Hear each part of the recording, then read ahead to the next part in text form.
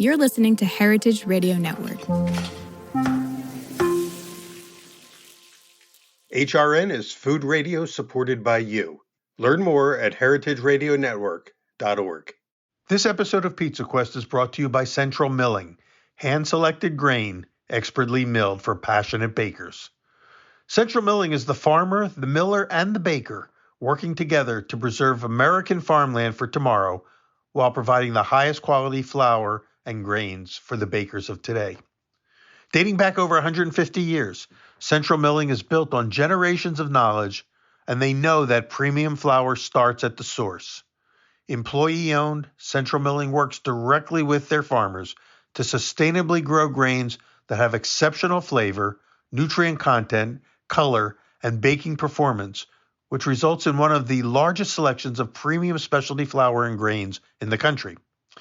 Hand-selected for the highest baking qualities, milled, cracked, or blended slowly to minimize heat generation, then bake-tested for performance. Learn more about Central Milling and their products at centralmilling.com.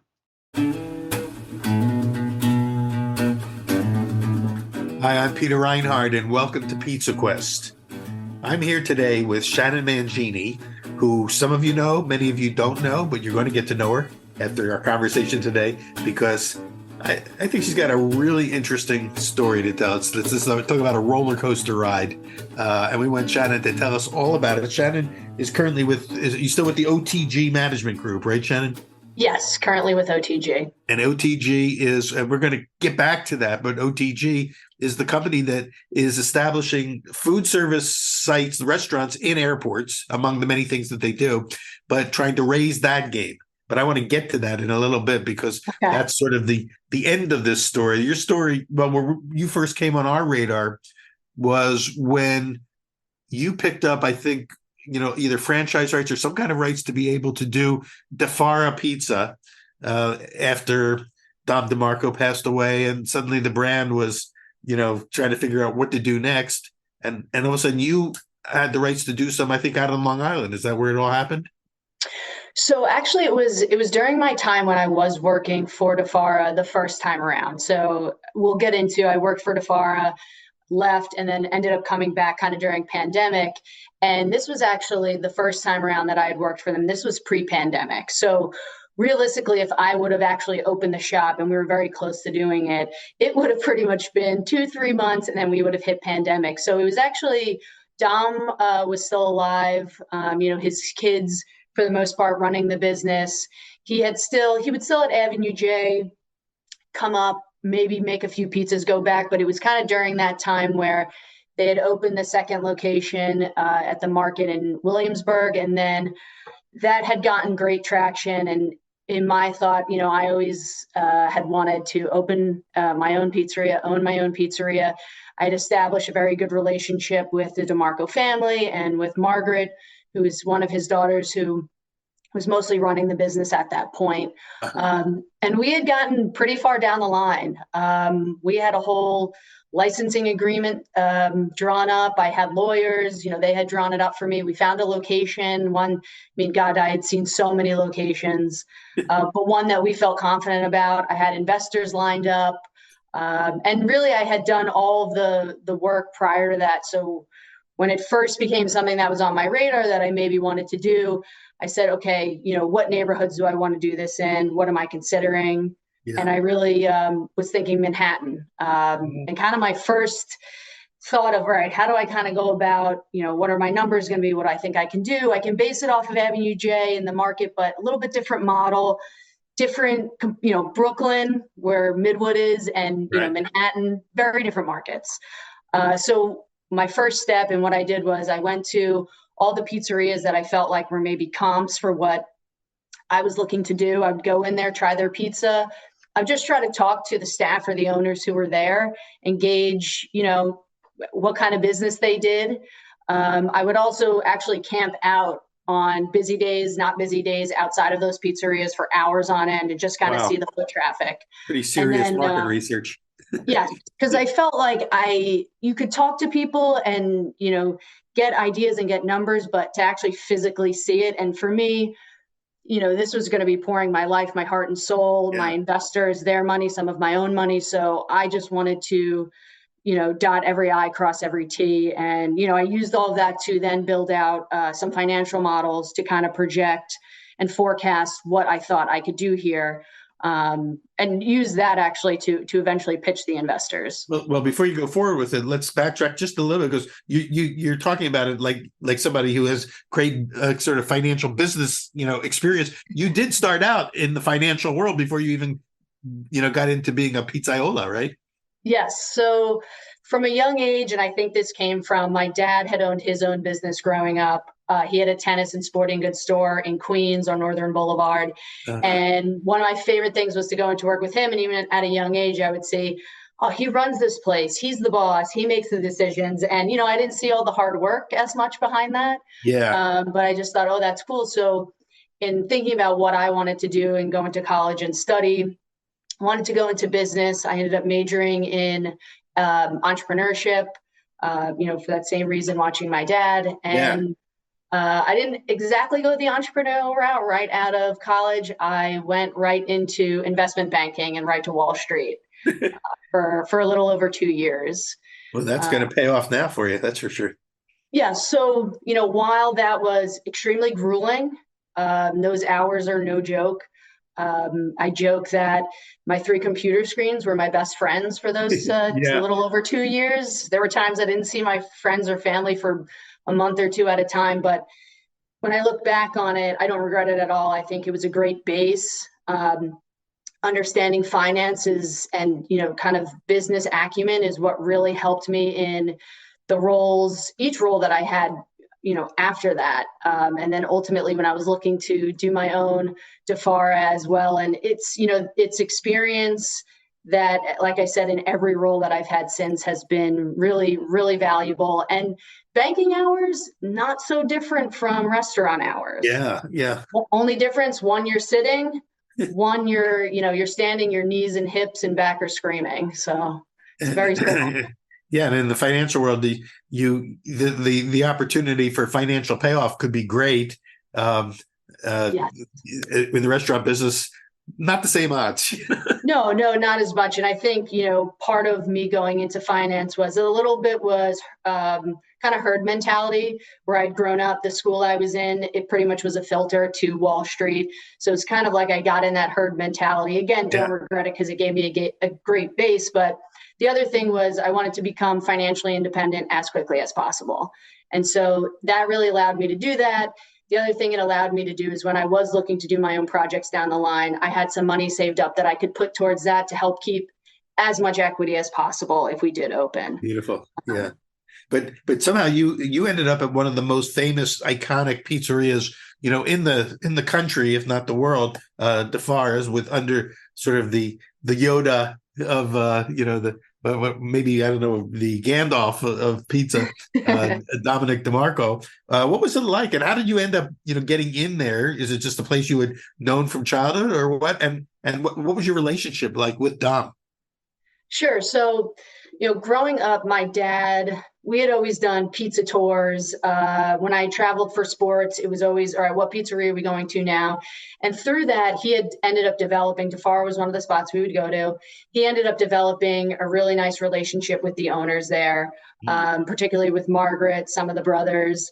He knew Dom, but Dom was a man of very few words. Anyone who's been in that shop knows. Right. Unless maybe if someone speaks Italian to him, he'll give you a little bit more. But he cultivated that relationship with the family. And in a way, my dad throughout the years has almost been an unofficial brand ambassador for them. He really has, spoke volumes about them, rightfully so, to everyone and anyone that he could find. And so growing up, he always brought back, either we went or he brought home DeFara pizza when I was in college. Hey, what do you want us to bring you when we come for your game? DeFara pizza. So after I had done banking, I then went to ESPN, did some corporate finance. It was kind of the same deal. I just every day really didn't want to go to work. Excuse me, wasn't inspired. And it ended up, they moved our office out to Connecticut. I didn't want to go. So I just took the severance package, got laid off, and I said, I'm going to go travel. So I traveled for about 2 months. And throughout that time, I just said, I got to do something in food. I got to do something in food. That's just where my heart is pulling me. It kind of always has, but before I was able to kind of push it down a little bit. And at the time, I'd spoken to my dad about this, and he said, you know what, you're going to think I'm crazy, which is usually how he starts off a lot of things. It's how the great ideas just always start with that sentence. Yeah. So he said, I was talking to Margaret, I was in the shop, and they're opening a second location in Williamsburg in a couple of months. Why don't you sit with her, just chat and see where it goes? And I thought, okay, I want to get into food. I don't know if they'll have me because I have zero experience. They are the mecca, the pinnacle of pizza. So what are they going to do with someone who has literally zero restaurant experience besides just growing up in a very Italian household? So I thought, I don't know. My mom chimed in and she was like, what? Pizza? Yeah, I didn't pay for 4 years of college and to go to work in a pizza shop and it was one of those things when I talked to my dad, I just had this gut feeling. This is something I had to try. And a philosophy I have is just kind of no stone unturned. And I said, what can hurt? Yeah. Whatever comes out of it, comes out of it. Let's go chat. So funny enough, we chatted. It was over pizza, of course. So we went to King Umberto over in Elmont. Shout out to John Cesarano, great pizzeria there. Did you have a grandma pizza while you were there? Yes, absolutely. Now he's got the Metro going, which is also fantastic. But so we sat down and it was Margaret, myself, and my dad, and we just got to talking, hearing what their vision was for this new location. And I'm not sure if I had the best pitch in the world, but I know that it started off with, I have zero experience in the restaurant industry. I have zero experience in the pizza industry, but I know how to work hard and I'm willing to do whatever it takes to learn this business and just get an in because I knew I wanted to learn it from the ground up. And, we had a really great lunch. I don't remember a ton from it because I feel like I just got nervous. I realized once we sat down and we're talking to her, this was something I really wanted. I almost kind of blacked out a little bit in my pitch to her of how I was trying to sell myself.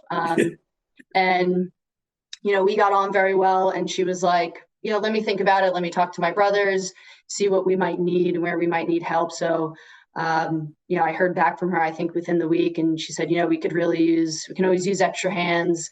Why don't you come down, try for a couple of weeks, see what you think, we'll see what we think, and go from there. And I think I started week 2 that it was officially open. So the family had done all the opening, Dom, all the brothers, because he has 7 kids. So 5 boys, 2 girls. And I came in that second week, and I literally think the first thing I did was I started washing dishes. Was this at the Midwood location, the original? So this was at the new location, the Williamsburg location. So I started there. I eventually did go over to the Midwood location. I kind of split my time more so the market because I ended up kind of being the general manager of the market location pretty quickly. So, coming in, starting out doing dishes, within that first few weeks, there was a pizza maker who had been with Dom for a while. And he looked at me one day and he goes, do you want to learn how to make pizza? And I was like, yeah, I kind of thought he'd never asked. Like, I didn't want to be presumptuous. I didn't want to, kind of ask for something too soon. But I was like, absolutely, I would love to. So, I still have that memory of that, making that first pie and, the feel of the dough on your hands and magical experience. Wow. So that's how you first started. You became a pizzaiola at that point. Yes. And then, making sauce, prepping ingredients. And I really ended up taking on a much larger role once I kind of established myself and I guess proved myself, so to speak. And I did have this business background. And so I ended up, I looked at this business and I just said, not that it's all about money, but there's ways in which they can really maximize, get their name out there. I mean, when I got there, they didn't have a website. The website that was actually online was run by someone who they had no idea. That person was collecting all the ad revenue and it wasn't even their real menu. So I got them a website. I started really building out their social media, started building out, I started pizza making classes, which were so much fun and were such a big hit. We did that at Avenue J as well as at the market. And then, I was the one who kind of controlled the emails and in a sense became a little bit of an assistant to Margaret as well. And you would be floored at the amount of things that come through that email of just opportunities. And, I think they were so busy, they just didn't have time to really pay attention, but they had things come through, to do commercials, to do food and wine festivals internationally, to be a part of other festivals. And that's kind of another hat I put on. And then later on, kind of the licensing for food trucks and ghost kitchens, things like that. You showed up at the right person at the right time because they needed a pair of fresh eyes. They're old school. They've been doing it their whole life. They can't see outside the forest. And now you're bringing them, like a whole new perspective. The 2021 years, whatever it was, whatever year that happened, that you were bringing them into modern age. And so sounds like the timing couldn't have been better. So where did it go from there? So from there, it was just kind of continuing to build the business in different facets. Like I said, starting these classes, participating, in these festivals, merchandising. We had gotten to do one really cool food and wine festival over in Melbourne, Australia. So they had invited us out, and Margaret was like, I don't know, I don't really get on planes. I couldn't even really get her to go to Pizza Expo. I was trying to get her to go. And she's like, I don't know. And they said, you can bring a total of 4 people. So we're like, all right, who's going to go? None of her brothers wanted to go. So I had a good friend who had, I introduced to Margaret. They hit it off. He's a really good home cook. And then she had brought a friend who had kind of been in the business here and there. And we went over to Australia to do a collab with a restaurant over there called Harley and Rose. It was one of those moments where I learned that you can't just take a recipe, bring it somewhere, and it's actually going to work out. Right. I had started making the dough, and it was a complete slop mess. Oh boy. And it was a lot of trial and error through the night to actually get the dough to where we wanted it. And like I said, we did that collab with them, and they had a full service restaurant, and the oven was in the back outside. And we came in and the restaurant was like, they'll order off our menu. They'll order off your menu. We'll see how it goes. No, everybody ordered off the Dafara menu. So we were just cranking. We couldn't keep up, but it was similar to Avenue J where people typically wait 2 hours for a pie. Was one of the challenges with that dough, was it because it was a different flour or because you were in the Southern Hemisphere, or what caused it to be so challenging? They couldn't source our exact ingredients, so they had sent some substitutes to me, which I had researched, talked to some people, thought, okay, this will probably be a good substitute. I mean, the other thing, which looking back, again, a learning lesson is, Dafara, which I think many people know this, there's no measurements. Yeah. It is a handful of this, even though my hand is different from Dom's hand is different from the brother's hands. A pinch of this, a shake of that. So that didn't work over there. And, I should have known going over there, hey, this isn't going to work. But I thought, I didn't really know at that time. Because if I had made dough, when I made dough anywhere else, it still kind of works. So maybe there was some Southern Hemisphere, elements making it a little bit different. But, that's just kind of some cool things that we ended up doing, doing Slice Out Hunger. That Scott Wiener puts on. That was amazing. We did a Martha Stewart festival, the Bronx Pizza Festival, which was another dough mishap.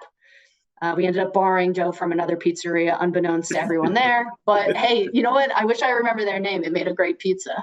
Well, before we move off of the Dafara phase of your life, which was an important phase, but only just a small piece of the bigger picture for you. Can you just for those people who have heard of Dafaras or are listening to us today, but have never been to Dafaras, never had what is there anything you can point to that defines what makes their pizza so special? Is it just simply because Dom was the one who was making it, or was there something special and unique about their process? Yeah, I think there's a few elements. I think the ingredients that they use and not compromising on those ingredients. The bills that they would have, the invoices I would see, I mean, it's expensive ingredients. So I think first and foremost that, at the Avenue J location, which I did start working at 1 or 2 times a week. They had originally been closed on Mondays, so we decided to open them back up. I think there is something to be said about that oven and how seasoned those stones are. It also, again, unbeknownst to anyone, unless they were at the oven making the pizzas at that spot. So it was a gas oven, really old school, grandfathered in, wouldn't be approved today. Yeah. But there was one very interesting element in the back right corner where the stone was cracked and kind of had chipped off. So you would get at times a live flame coming up into that chamber, interesting. which extremely dangerous, most likely, if you talk to any, code inspector. But the secret ingredient. Exactly. So it almost, while it's a gas oven and, the style and, what you would get from that, it also did have kind of that flame a little bit. And I won't say wood fire because there wasn't wood, but, there's a char when there's an actual flame. And I think it was actually poetic in that, Jafar, I won't get into the recipe, but it is a blend of flours. It's a neo-New York, really, when you break down the flour and the ratios. And so it was almost poetic that, New York typically made in a gas oven, but then you have some, maybe 00 in there that's typical to a Neapolitan. So you kind of have that wood-fired live flame in there that's giving it, that sort of imparting that flavor. So, I think those two things. And, third, what I've really experienced in this industry is people like a story, they like an experience. And when you would go into Avenue J and Dom would be out in front, it was a show. Yeah. I have like a little bit of chills. He was such a master of his craft. He took his time. He did not care people were waiting 2-3 hours because to him, it was the integrity of the product. So he would take his time. One thing he was famous for was that the slowest pizza maker in the world. People just, they did go for the show. Yeah. So I think it was part of that and just, his legend. And he really did build this. I forget how old he was, but they opened it in 1965. And for the longest time, he was the only one who was up there. No one could come up there. The first day I went over to Avenue J, I was scared. I didn't know how he was going to receive me. I think it helped that I was a young female and maybe reminded him of his daughters. I'm not sure, but he was okay with me being up front. And what was really special is on some of the days he wasn't up there. He was just a bit older at the time, couldn't be up there all day. But so I would be up there, me, one other pizza maker, Margaret, we'd be making pies. And then all of a sudden he'd decide, you know what, I'd like to make a couple of pies. So then he would come sauntering from the back and kind of just hand motions like, I got this kind of thing. We would, just make sure he had everything he needed, topping, sauce, everything. Stayed out of his way, and he'd make a couple of pies. And then when he was kind of tired, he'd go and sit down, and then we'd take back over. That was really special and something I cherish. It didn't last too long because just as he got older, he was less and less likely to come up. But he was really always in the back. And Margaret, she's an incredible cook. Would just be making him food all day. Wow. Well, what a fabulous opportunity you had, number one, for yourself, but also that you were then helping to bring the company into modern times and give them a new perspective, which I'm not sure what they've done with it since. I don't know whether the growth and the scaling up of the company, because, you can't scale up an oven with a crack in it with a flame that shoots out. You can't scale up the slow, care and craft that Dominic DeMarco would put into each pizza if you're not going to honor that slowness and you don't have the legend. So speed becomes important, and counting the cost of every ingredient becomes important as you scale up. So I don't know how that's translated to the company. And when you tried to extend the brand, did that become a challenge for you? Yeah, because I think, they had done the Williamsburg location. And then in terms of when I was looking to, like I said, got approached to do a ghost kitchen, got approached to do a food truck, approached to do other locations constantly, me looking to do my location. It was, okay, we can't duplicate Dom. That's not going to happen. And even if I'm doing it, it's not the same as Dom doing it. So we knew we couldn't recreate that. But I think what we focused on was continuing to use those quality ingredients and not, just going for the cheaper thing. Speed, especially if we were going to be in Manhattan, was going to be crucial. So what I tried to do was look at what equipment or what processes can we, do or figure out to get this same kind of pizza. And, one thing that I really landed on, and I went out to their Connecticut office to do test trials. And then once we did that, was going to show to Margaret and her brothers, if they felt the quality was the same, was we went out to Pizza Master and went to their Connecticut spot where we did a bunch of test bakes.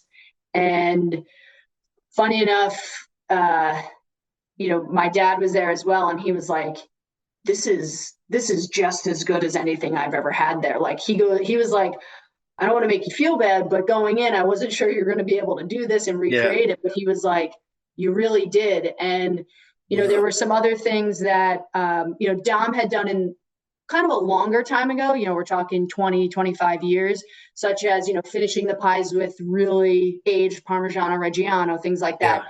Some of that, as the years went on in that original location, for cost purposes, did fall off a little bit. And so, my idea was kind of how can I bring a couple of those old school elements back, make it cost effective.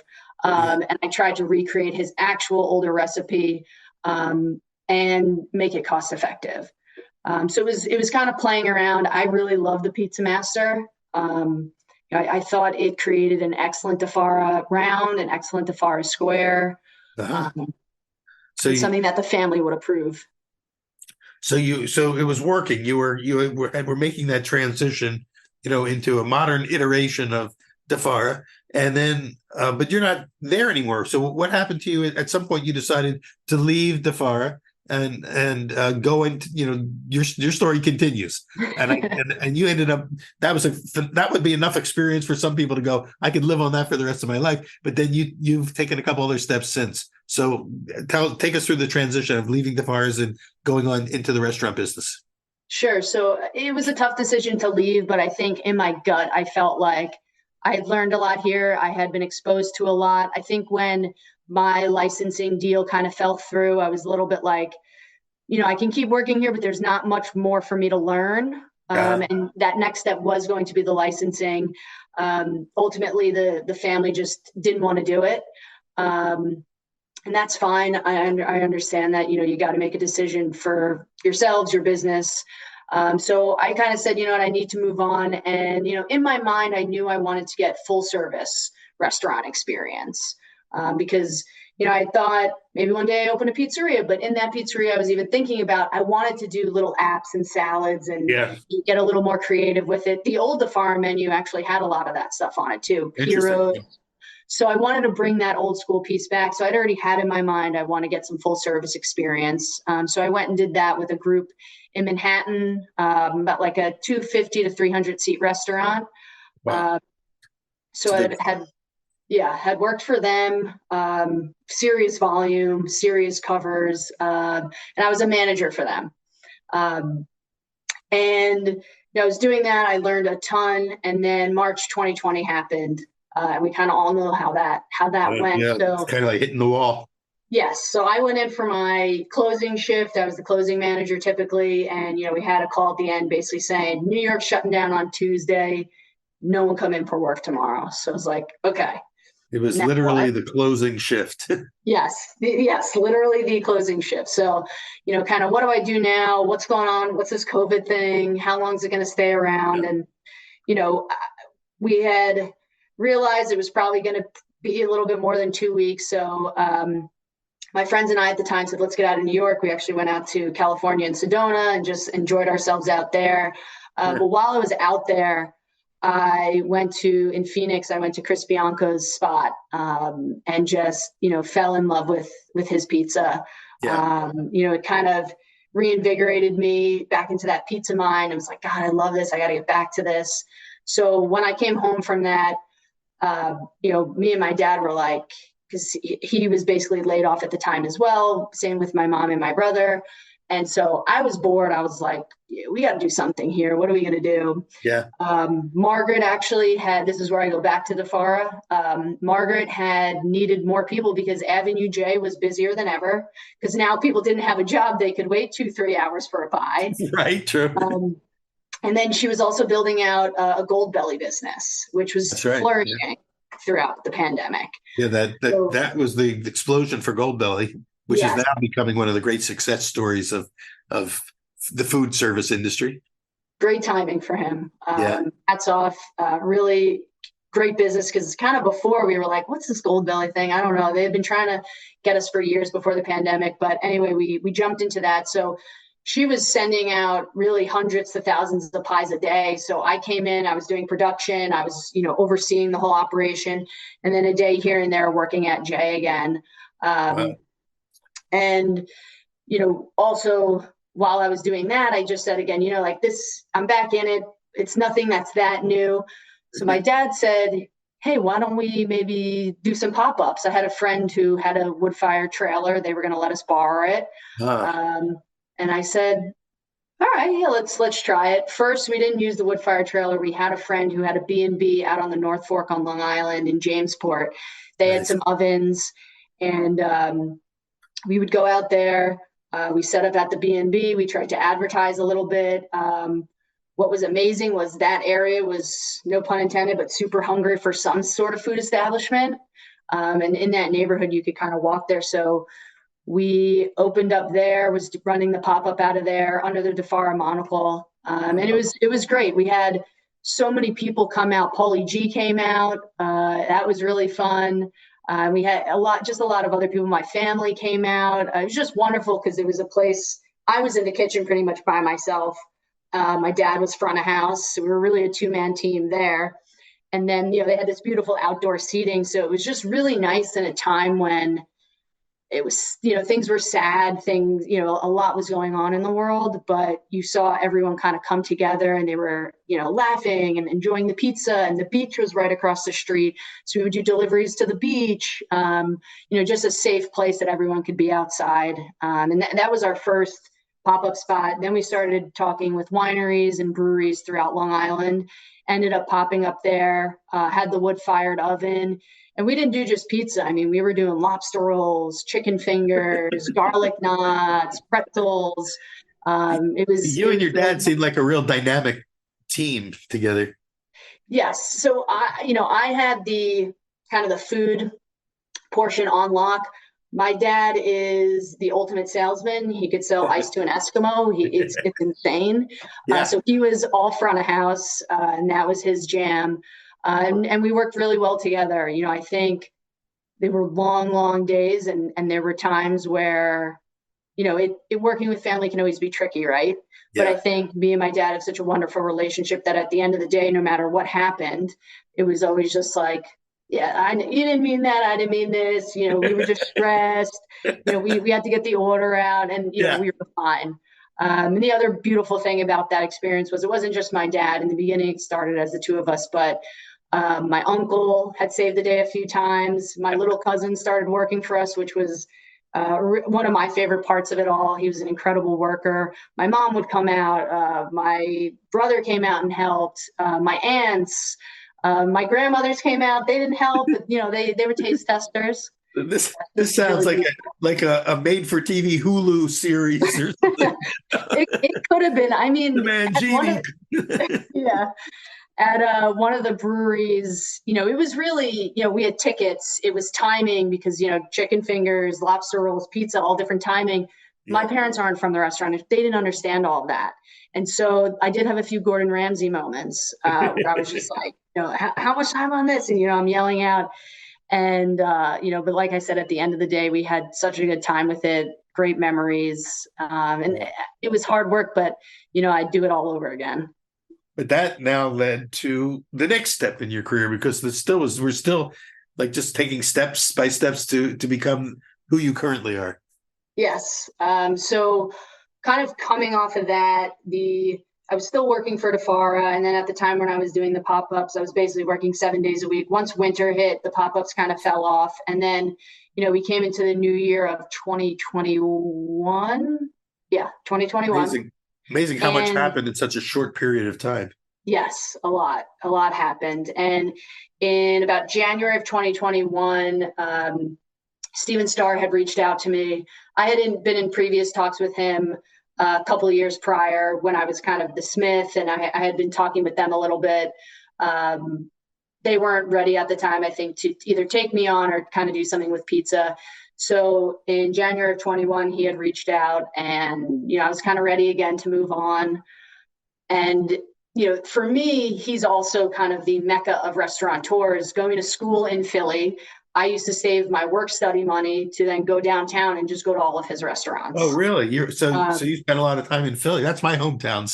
Okay. Yes. Yeah. I went to school there. Steven Starr is a legend in Philly for some of the great restaurants, and he's taken some of them to New York and beyond. Yeah. So how did you get on his radar? So when I had worked at the market with Fortifara, there were other business owners within that market. One of those business owners, who owns a place called Chuko Ramen, he had previously worked for, do you know what I'm talking about? No. Okay. His name's Jameson Blankenship. Yeah. I had just become friendly with all the owners there because, in a sense, while I wasn't an owner, I was kind of the one running that spot. So, I made friends with a lot of them, and, I'd kind of talked to him about what I was thinking of doing. And, he was like, you know what, I have Steven Starr's number. He knew I went to school in Philly, and he said, let me shoot an email, set you guys up, just talk. And I was like, oh my God, like, thank you so much. Absolutely. I would love to speak with him. And that was kind of that first iteration when we were having conversations. I ended up going and working for, the group in the city. But, lo and behold, January of 2021 comes around, and, he really was thinking of doing something in pizza. And so he gave me a call. I, interviewed with them, and, they brought me on, I think it was March of that year. And, started working for him and did a lot of different things there. My title there was Director of Special Projects and Pizza Concepts. That's a great title. It was like, for me to have pizza in my title, my friends thought I was joking. People would kill for a title like that. Yeah. And then I was like kind of colloquially known in the company as just the Director of Pizza, which was very cool. So did you live in Philly while you were doing that? Were you based there in Philly, or were you coming down from New York? So I was coming down from New York. No. So I was, because I didn't just work on pizza just in Philly. Originally, when I started, I did I think it was about a 10-week training, working in a lot of the restaurants in New York. So I was based there first. I was living in Greenpoint, Brooklyn at the time. And then thereafter, we got a little bit into pizza. So I started traveling to Philly, started doing some tastings for Steven and the, the higher ups. And then, there were also points where I kind of filled in at other restaurants. So Upland in New York, Pizzeria Stella down in Philly, working. Well, that's the one I knew of. Stella was his first pizza restaurant, as I recall. Because I remember years ago being contacted by them to do some, minor consulting, so I remember that. But so what was the new pizza direction that he wanted to go into, that he brought you in for? So he had a couple of different ideas, but I think ultimately he wanted to do something. One iteration was kind of something reminiscent of a DeFara, a New York slice shop, because as you know, Stella was more, it's neo-Neapolitan, but it's, wood-fired oven, small format. Yeah. And that's really kind of a restaurant. They have pastas, apps, everything. So he wanted to do a slice shop. And that's kind of where he wanted to lean on me for kind of that expertise and experience that I had at DeFara. Perfect. He loved the pizza there. So we had done, a lot of tastings, probably too many tastings to the point where like everything's just blending. But as you know, with pizza, so many variables you can change, and, a little bit of hydration, maybe doing a little bit different of a mix of flours, trying completely new flours. So it was a lot of trial and error. And what we had was, I loved that when I got there, he had bought a 3-deck 900 series Pizza Master. So when I walked in and saw that, I was like, oh, game on. This is great. I didn't know what I was going to be working with. So we had this room that I'll say it's an R&D kitchen. It was kind of a construction zone, but there was the 900 series Pizza Master in the corner. I had a pizza prep table, and I would do all of my other prep for dough and stuff at Stella and then bring it up. And some days I was just in there testing by myself.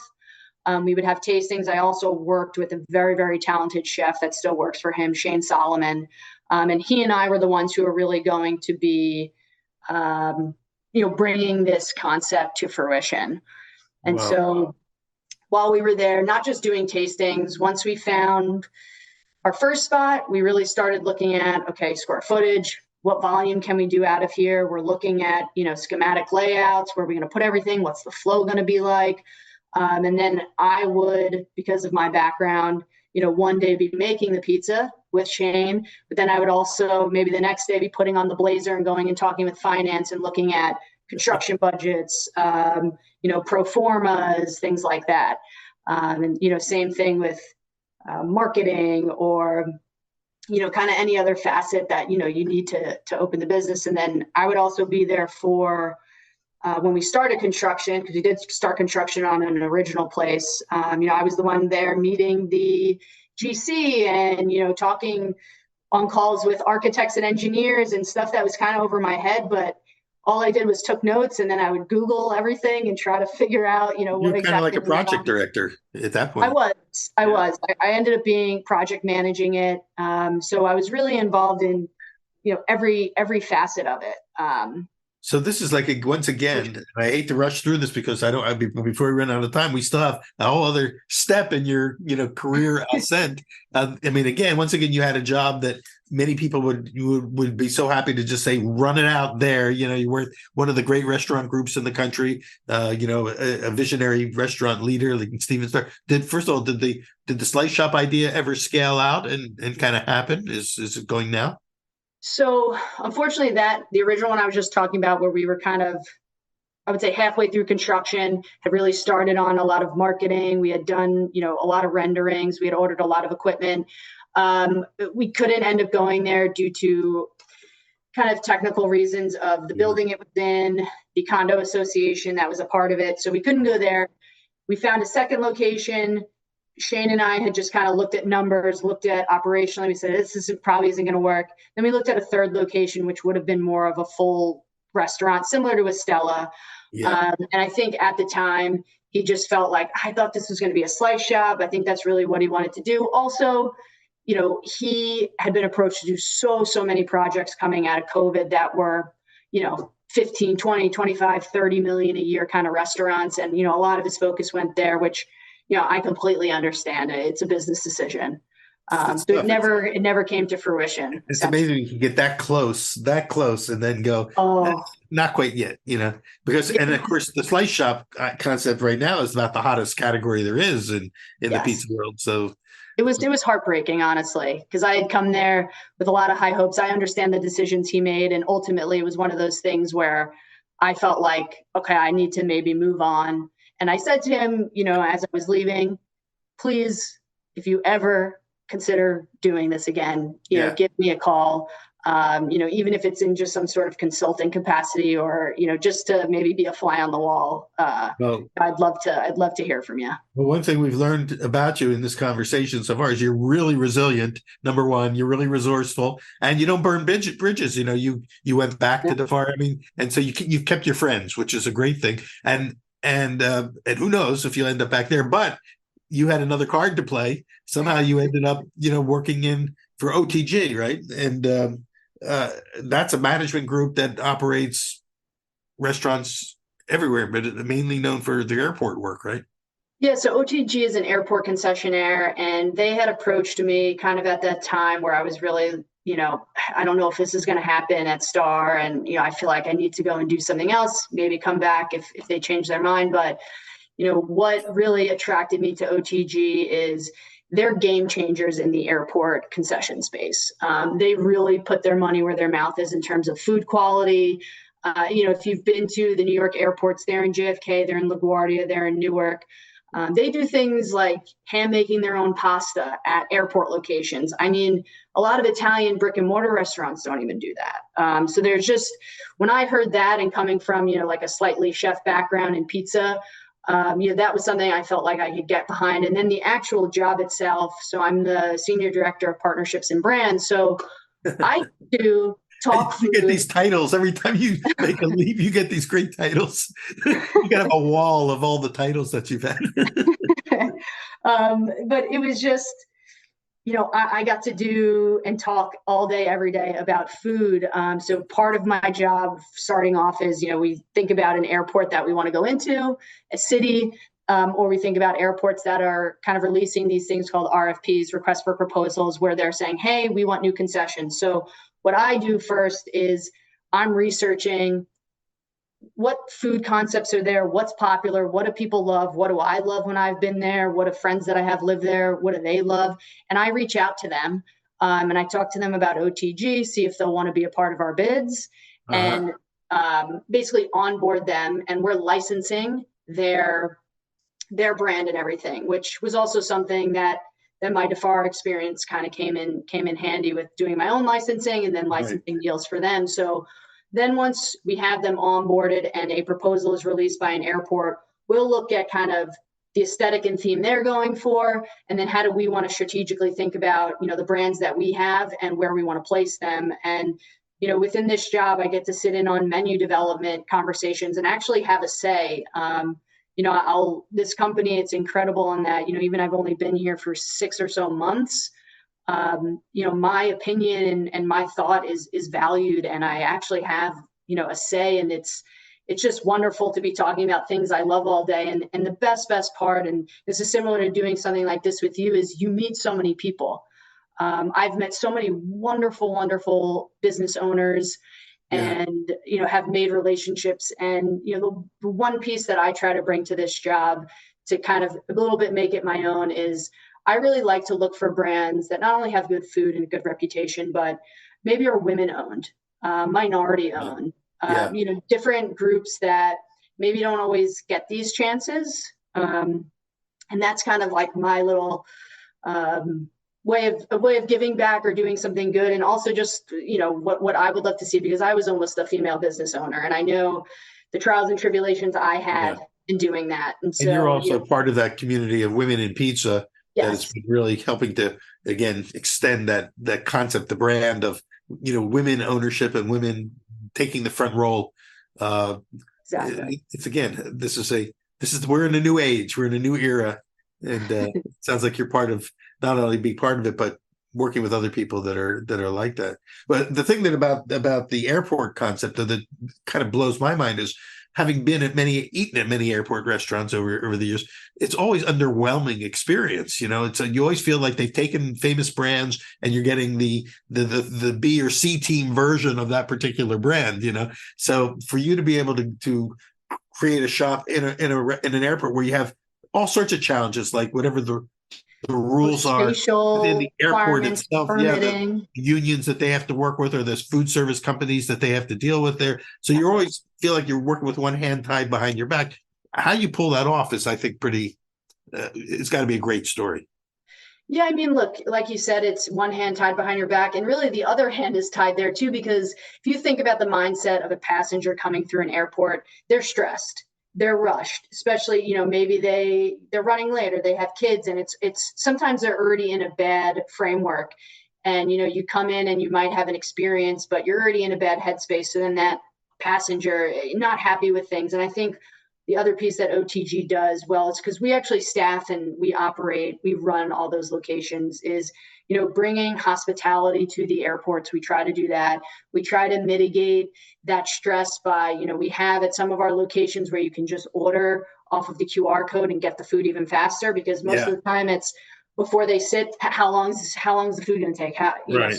You can mitigate that right away. You sit, it's up to you. You can order right away.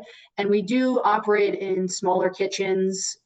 Storage is always, an issue. But like I said, we really try to stay as true to the brands that we license as possible. And, we source from who they source from. We don't just go to US Foods, Cisco, maybe that's who they source from. But if they have small purveyors who use very specific products, organic products, whatever it might be, we have a whole supply chain that's dedicated to that and sourcing from them. So we're not just slapping the brand on and then making the recipes our own. We're really working with that licensee and saying, come in and try the food. You're not happy, we'll have our chefs there that day or the next day and, rework that dish until you're happy with it.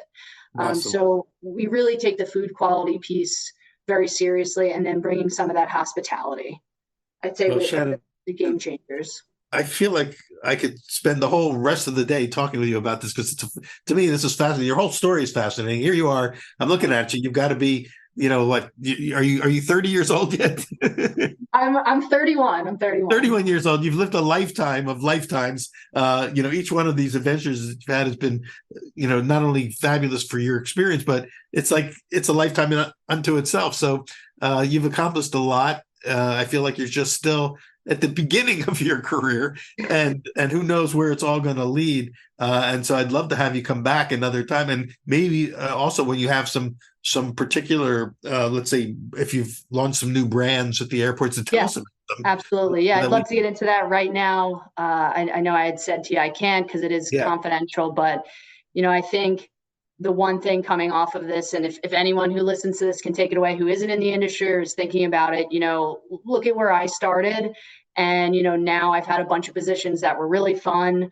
Yes, I had to start over a bit and start at the bottom, but, I'm just so happy in the role I have now and kind of the roles I've had before. And, especially for any women out there who are, do I want to do this? Do I want to get into pizza? Please do. If I can help anyone in any way, please reach out to me. If people would like to reach out to you, what's the best way for them to reach you? So my professional pizza Instagram, that's probably the best way. Okay. So it's just the Pizzaiola. The Pizzaiola. Yeah. Yeah. So you can reach out to me there. I'm following that one. And then, okay, so you'll start there.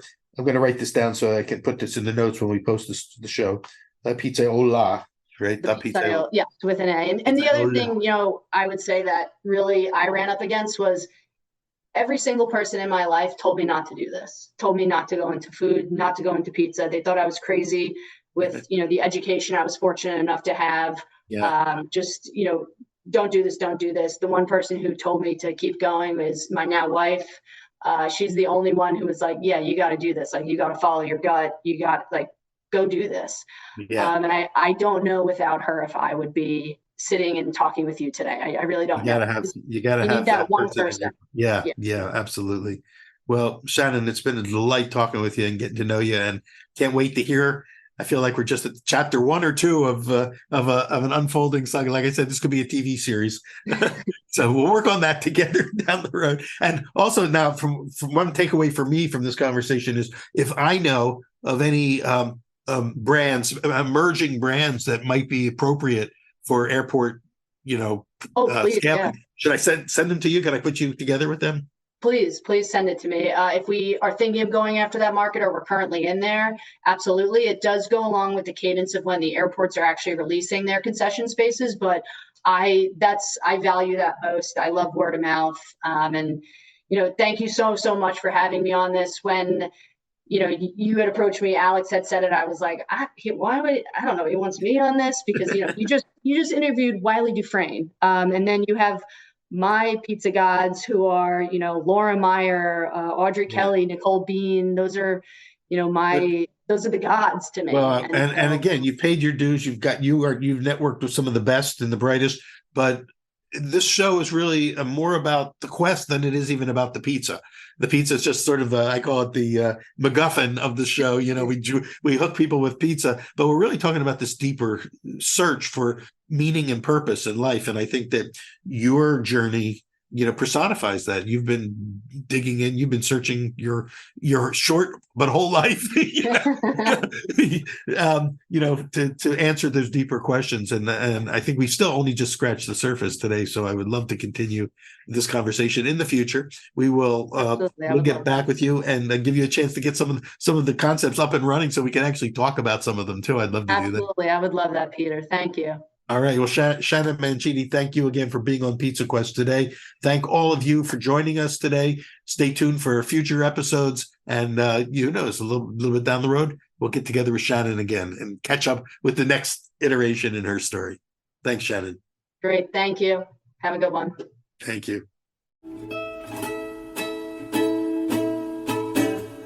Pizza Quest is powered by Simplecast. Thanks for listening to Heritage Radio Network, food radio supported by you. Keep in touch at heritageradionetwork.org/subscribe.